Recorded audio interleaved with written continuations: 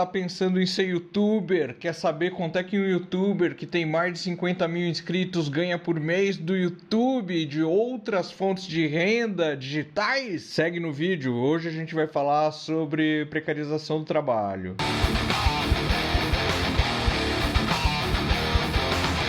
Olá pessoas, tudo bem com vocês? Tudo bom? Meu nome é Carlos Gonzalez e antes de mais nada, isso aqui não é um canal de motos igual esses que você está acostumado a seguir por aqui no YouTube. Nesse canal de moto eu divido espaço com tantos outros produtores de conteúdo que existem para fazer várias coisas e por que não para te entreter. E por que eu tô aqui para te entreter por meio da informação, te ensinando coisas que talvez você não saiba, eu peço que você considere se inscrever nesse canal. Senta na garupa e vambora. Antes de começar esse vídeo, é o teu like e o teu comentário que vão fazer com que este mesmo vídeo que você está assistindo seja distribuído pela plataforma, no caso o YouTube. Se você não der like e não der comentário, significa que todo esse meu trabalho de roteiro, edição, vai flopar, vai por água abaixo, ninguém vai assistir, essa vai virar a sua verdade preciosa, que só você vai ter assistido. Compartilhe o material desse vídeo para pessoas que você conhece, dá essa força pro canal. Valeu! Hoje em dia meu trabalho é produzir conteúdos para essa plataforma que você conhece, o YouTube, dentro do segmento moto, dentro do segmento autobiográfico também, porque eu falo muito da minha vida e mesclar com música, mesclar com a minha produção artística, enfim. Faço isso desde 2011, especificamente nesse canal, até antes, na verdade, mas faço isso dentro do segmento moto, ou com a moto rondando os meus pensamentos desde 2011 e hoje nós estamos em 2023. Para quem não sabe, eu fui o primeiro motovlogger aqui do Brasil, que não quer dizer muita coisa, porque qualquer pessoa poderia ser o primeiro motovlogger do Brasil, bastava ter uma câmera, bastava saber como sincronizar áudio e vídeo naquela época que tá tudo certo. Para quem não acompanha a minha vida, eu precisei dar um tempo, produzir um pouco menos de conteúdo ao longo de alguns anos, porque eu sou a principal pessoa responsável pela criação da minha filha, que é a filha da dona patroa também. E isso não é nada incrível, não é para ser endeusado, não é para ser admirado, mas enfim, fui eu que ensinei a comer, ensinei a falar, ensinei a andar, ensinei a se portar, ensinei a ter afeto e ensino até hoje. Quando fica doente, sou eu que cuido, levo pro hospital e etc. E tá tudo bem, tá tudo certo, faz parte do rolê, só que nos primeiros anos e ainda com aquela pandemia que a gente viveu, putz grila, eu tive que abrir mão de uma série de coisas e a produção de conteúdo audiovisual ou outros tipos de conteúdo culturais e artísticos ficaram de lado. Há um pouco mais de um ano eu voltei com essa minha produção aqui no YouTube e também em outros meios digitais justamente para fazer com que esse meu trabalho comece a render. Então foi um recomeço. Basicamente hoje eu trabalho para algumas empresas de tecnologia, no caso Big Techs. Eu trabalho para Google porque o YouTube é da Google e trabalho para outras empresas de tecnologia que são as que distribuem as minhas músicas e que comercializam royalties a partir das músicas que eu produzo. Em termos de produção, basicamente o meu compromisso é tentar soltar 3 vídeos por semana nesse canal e criar do zero entre 5 e 7 músicas semanais para essas plataformas que trabalham com royalty. São distribuídas para o mundo inteiro. A parte chata para mim é que eu não tenho transparência sobre as minhas ações e etc.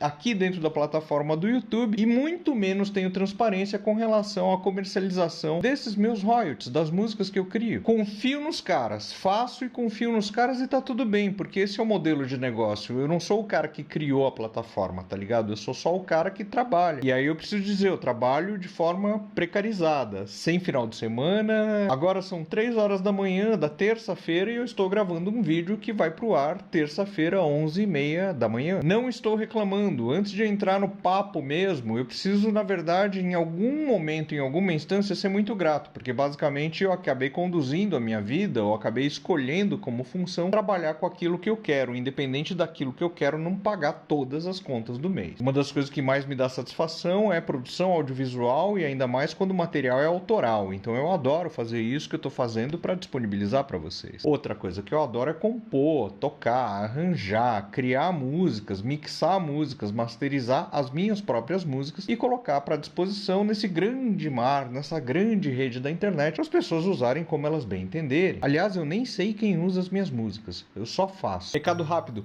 hoje no Cilindrados 10 horas da noite nós vamos falar sobre personificação, persona, transformar as nossas motos com um veículo quase que simbiótico à nossa existência. Como é que a gente faz isso? Por que que a gente faz isso? Por que que a gente pega um objeto que é inanimado e a partir do nosso controle esse objeto começar a se mover e suas peças móveis começarem a se mover, como é que a gente incute nesses objetos, as motos, a alma? Isso acontece com vocês também? Acontece comigo. Hoje à noite um papo bacana, um papo viajante no canal Cilindrados. Espero vocês lá. Parece lá, vou gostar. Mas dentro dessa minha função eu preciso mais uma vez lembrar. A minha posição hoje dentro do mercado de trabalho, ela se encontra diretamente vinculada ao conceito de precarização do trabalho. E o fenômeno da precarização do trabalho, ele atinge milhões de brasileiros. E é fundamental que a gente esteja ciente das causas e consequências do termo e do conceito de precarização do trabalho no nosso país. Porque no final das contas não é só o nosso trabalho, né? É o trabalho dos nossos filhos no futuro, é o trabalho dos nossos amigos, das pessoas que a gente ama. E estando ciente dessas situações, a gente acaba se motivando para lutar por melhores condições. Então eu abri falando que eu me considero dentro de um quadro de precarização do trabalho, mas a gente precisa definir o que é precarização do trabalho. De forma básica, a precarização do trabalho pode ser caracterizada por algum tipo de insegurança nas condições de trabalho, baixa remuneração, falta de estabilidade, poucos benefícios sociais e, por fim, pouca proteção legal. E nisso pode incluir trabalho informal, trabalho temporário, falta de benefícios como plano de saúde, seguro-desemprego, jornada de trabalho excessiva ou condições de insegurança. E, por vezes, essa insegurança não é só insegurança física, essa insegurança pode ser insegurança mental. No caso, eu sofro disso pra caramba. E como a precarização do trabalho afeta especificamente o Brasil? No caso, a gente pode citar a desregulamentação do mercado de trabalho e, mais uma vez, apontar a terceirização do trabalho informal. E o acirramento dessas duas práticas se deu com a reforma trabalhista no governo Temer, a gente não pode esquecer. Se manteve pelo governo executivo na gestão anterior e até então está se mantendo pela gestão do governo executivo atual. E tudo isso é acirrado quando a gente vive num período de crise socioeconômica. E justamente por conta disso existem reduções nos custos das empresas e muitas vezes essa redução de custo resulta na precarização do trabalho. A crise econômica dos últimos anos tem levado muitas empresas a reduzir custos. Em alguma instância, isso resulta na precarização dos empregados dessa própria empresa. Junto com a desregulamentação e a terceirização, as atividades, elas naturalmente e por lei, têm enfraquecido a proteção legal dos trabalhadores, deixando com isso muitos deles vulneráveis a abusos de eventuais empregadores ou empresas. Enfim, de acordo com o IBGE, 40% da nossa força de trabalho hoje em dia é informal. Não tem carteira assinada, não contribuem para a Previdência, não tem acesso ao seguro-desemprego, plano de saúde, nada disso, e nem sonham em licença maternidade. Quanto à terceirização, muitas vezes as empresas elas têm preferido terceirizar a mão de obra, e não é raro que isso quase sempre resulta em trabalhos e piores condições para as pessoas que prestam serviço para essas empresas. Em geral, os terceirizados eles não têm os mesmos direitos do pessoal que está na empresa, que tem carteira assinada. O trabalho precarizado ele tem consequências físicas e mentais para o trabalhador, e não são boas as consequências. E digo mais, não é só para o trabalhador, é para a família do trabalhador. E além disso, cara, pode aumentar a nossa desigualdade social, o que acaba prejudicando o país como um todo. E é incrível que depois da reforma trabalhista, e a partir de um grande avanço dessa precarização do trabalho, a renda do brasileiro cai e o lucro de quem já tinha muito dinheiro sobe. E aumentou a desigualdade social no nosso país. É muito louco isso. Pode pesquisar, eu não tô tirando da cabeça não, é sério, pesquisa isso. De repente a gente começou a ter fazenda de bilionário aqui no nosso país e começou a ter um contingente enorme de uma população que ganha muito mal. Tem uma galera que tá um pouco mais vulnerável à precarização do trabalho. Jovens, mulheres e imigrantes, geralmente, eles são um pouco mais vulneráveis do que o resto da galera, sabe? Tem menos experiência, menos poder de negociação com as empresas. E basicamente comigo dando todo esse quadro, falando sobre precarização do trabalho, eu volto pra minha realidade. A minha realidade, basicamente, pra quem não conhece, é o seguinte: acordo de manhã cedo, faço café da manhã pra minha filha, eventualmente levo ela pra um balé que ela tem 2 vezes por semana, quando não fico junto com ela, desenho junto com ela, brinco junto com ela, na hora do almoço faço almoço pra ela, 1h30 da tarde ela tá na escolinha, eu venho aqui pra esse estúdio que vocês estão vendo trabalhar. Dentro das coisas que eu me proponho a fazer e dentro do meu trabalho, basicamente, tal como eu já narrei, eu componho entre 5, 6 até 8 músicas semanais, bateria, baixo, guitarra, às vezes tem voz, voz, às vezes tem piano, teclado, tudo isso mixado, masterizado e enviado para fora, para algumas plataformas de distribuição digital, que são basicamente o intermediário para produtoras, para whatever, sabe-se lá para onde vão essas músicas, eu não faço ideia. Eu já cheguei a produzir 40 músicas por mês e no outro mês, quando eu receberia, eu recebi $15. Então não dá para ter uma certeza exata do quanto de grana entra. Então dentro dessa minha produção musical, a qual eu tenho tanto prazer, já tiveram meses que eu tirei $400. Porém, no mês passado eu tirei $200. E o volume de trabalho eu já relatei para vocês, eu acho que dá para imaginar o quanto trabalhoso é. Aqui no YouTube, basicamente, o meu compromisso e a minha tentativa é de soltar 3 vídeos por semana. Então, durante 3 dias da semana, eu tenho mais ou menos um tempo de 4 horas para produzir, gravar, pensar em roteiro desses vídeos que vocês estão assistindo e mais ou menos umas 3 horas para finalizar a edição desse vídeo que você está assistindo. Obviamente, como a gente trabalha com criação, né, não é sempre que esses tempos eles são respeitados, né? Hoje, por exemplo, deu tudo errado, tudo que eu tentei produzir não funcionou e eu estou aqui agora, são 5 horas e 16 minutos da manhã editando este vídeo que você está assistindo hoje. E isso vai me render nos últimos 28 dias o quanto eu recebi aqui do YouTube pelas visualizações. Dá uma olhada nesse print. Essa receita ela não é só de anúncio, essa receita basicamente ela é de membros do canal e de anúncios. Nesse outro print aqui eu estou mostrando os valores específicos ligados ao quanto eu ganho de membros de canal e o quanto eu ganho de anúncio. Lembrando que dentro dessa brincadeira ainda existem algumas outras coisas que eu estou tentando engatilhar, que é a produção artística de gravura, inclusive a própria gravura que faz parte aqui do rolê do canal, que eu preciso entregar para os membros que assinam um dos planos específicos, ela já está em produção. Enfim, mas vamos ver o que acontece. Preciso me estruturar, cara, o tempo está muito curto. E assim, eu acho que isso dá para ter mais ou menos uma ideia, né, do tamanho do meu canal, do quanto de view que eu faço por mês nesse canal, do quanto que entra de grana, sendo que o quanto que é de anúncio e o quanto é da área de membro. Então, para você que está sonhando em ser um produtor de conteúdo, viver só de anúncio, alguma coisa do tipo, acho que vai ter que pensar em outras fontes de renda para poder complementar e montar um todo que minimamente consiga pagar as contas de uma casa ou ajudar nas contas de uma casa. Eu narrei para vocês todo o esquema e todo o rolê de precarização do trabalho e eu estou inserido em vários pontos específicos aos quais eu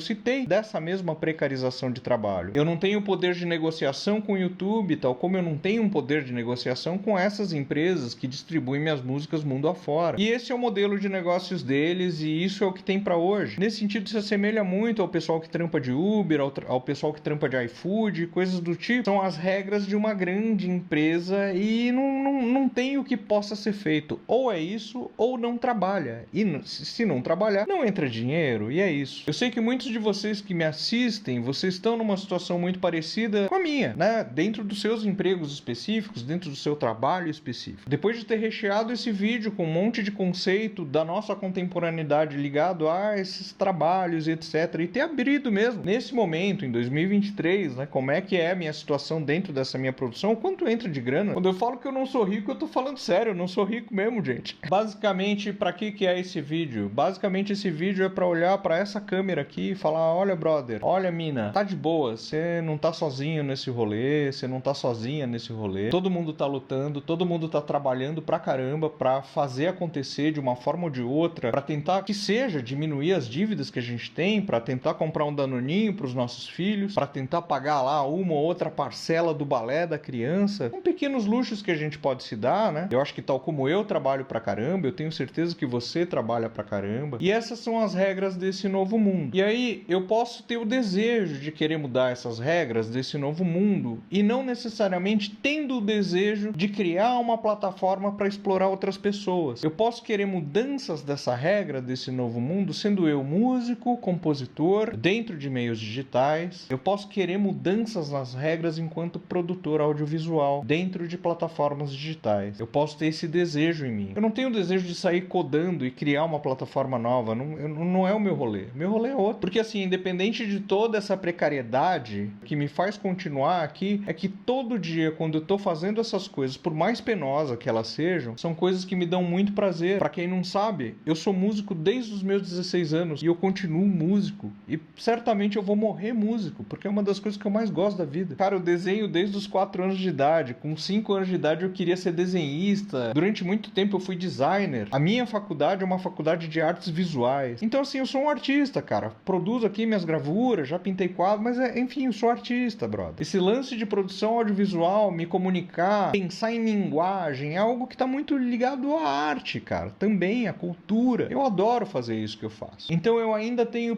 pelo menos o privilégio de, mesmo dentro de uma situação precarizante, tá fazendo o que eu gosto e tá fazendo o que faz sentido pra mim. Obviamente, eu queria que as coisas fossem diferentes. Eu queria que, todo mundo quer que as coisas sejam diferentes, né? Mas enquanto as coisas não são diferentes, eu acho que vale a pena minimamente questionar as coisas como são e pra gente junto tentar buscar saídas ou minimamente se acalentar no ombro do outro. Porque é isso que nos faz humanos. E humanos andam de moto, são dentistas, trabalham com segurança, são caixas de supermercado, são médicos, são, por que não, pequenos empresários de bairro, são motoristas, são motoboys, são mães, são pais, são professores, são alunos. E vocês, meus queridos, eu me preocupo com vocês. Como é que tá a vida? Tá tranquilo? Vocês conseguem lidar bem com essas situações? Se você não vive essa situação de precarização, como é que você olha para ela? Você acha que é justo você pensar e questionar a respeito desse quadro específico que é dado, não só no nosso país, mas no mundo inteiro? Escreve aqui nos comentários, eu vou realmente querer ler. Gosto de partilhar minha vida com vocês, gosto de partilhar meus pensamentos com vocês. Espero vocês no próximo vídeo.